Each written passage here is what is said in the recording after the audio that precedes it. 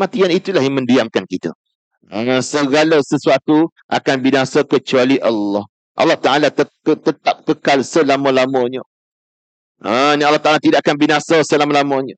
Sebab itu pengajaran tuan-tuan daripada jeritan ataupun panggilan suara ini, 3 perkara yang kita boleh ambil. Yang pertama, jangan sombong dengan kekuatan yang kita ada. Yang kedua, jangan bangga dengan kesihatan yang kita ada. Hari ini sihat, esok belum tentu kita sihat. Tak ada seorang yang pun boleh jamin kita ni boleh sampai akhir Ramadan. Ada kalau orang bercita-cita nak bertemu dengan Ramadan, sampai saat Ramadan datang dia tidak ada di sisi di atas dunia ini. Ada orang bercita nak sampai pada hari raya, sampai satu tahap dia sempat berada di dalam bulan Ramadan, pertengahan Ramadan sahaja. Cita dia nak sampai pada akhir, tetapi Allah tak izinkan dia. Sebab itu tuan-tuan yang dikasihi oleh Allah, mana kita kuat hari ini, esok belum tentu lagi kita kuat. Hari ini kita mampu beribadah, esok belum tentu kita mampu beribadah. Sebab itu bila Allah beri peluang tenaga, beri peluang kemudahan, beri peluang segala benda, gunalah peluang ini untuk mencari kebaikan di sisi Allah Subhanahu Wa Taala.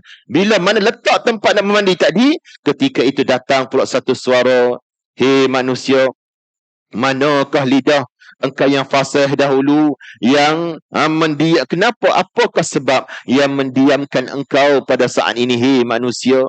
Dulu kamu patah berbicara, dulu kamu pandai berhujah, dulu kamu boleh mempengaruhi orang lain, dulu kamu mungkin pernah menyakiti hati orang lain.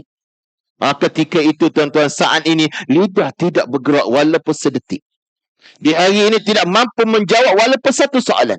Ketika itu yang mendiamkan ialah kematian dan alam barzakh yang dia akan lalui. Ini perjalanan setiap manusia. Selepas ini bukan lagi kita bercakap. Selepas ini bukan lagi kita berbicara. Yang akan berbicara adalah amal kita. Sebanyak mana amal kita buat, itulah yang akan membantu kita. Kalau sikit, sikitlah bicara kita di hari akhirat. Mana bila sikit kebaikan, mana kemungkinan banyak yang buruk pada yang baik. Sebab itu kita peluang yang ada di bulan Ramadan, buat sunat, pahala diberi seperti fardu. Fardu digandakan lagi, ambil peluang. Begitu juga seperti sedekah. Sedikit kita sedekah di bulan Ramadan, lebih banyak digandakan oleh Allah Subhanahu Wa Taala. Sebab itu kata Nabi SAW, apabila matinya anak Adam, terputus amalnya kecuali 3. 3 benda yang akan ada. 3 benda yang akan tinggal, yang akan ada.